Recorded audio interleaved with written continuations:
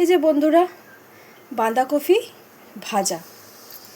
এখন আর বাঁধাকপির তরকারি ভালো লাগে না অতটা, তাই আমরা একটু কালো জিরা তেলের মধ্যে দিয়ে আর শুকনো লঙ্কা ফোড়ন দিয়ে বাঁধাকপিটা ভাজা ভাজা করে নেব।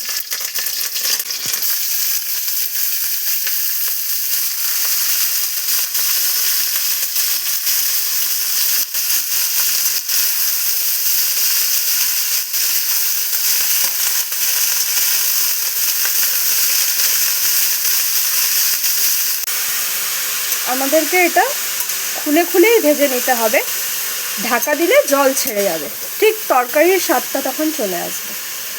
আর এটা খুলে ভাজলে ভাজা ভাজা বেশ গরম ভাতে ভালোই লাগে খেতে।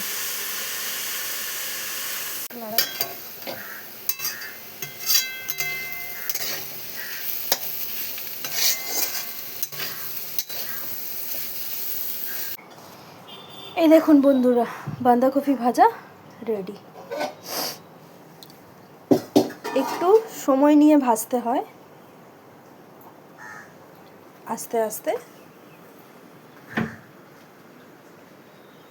রেডি বাঁধাকপি ভাজা, আপনারা গরম ভাতে খেতে পারেন।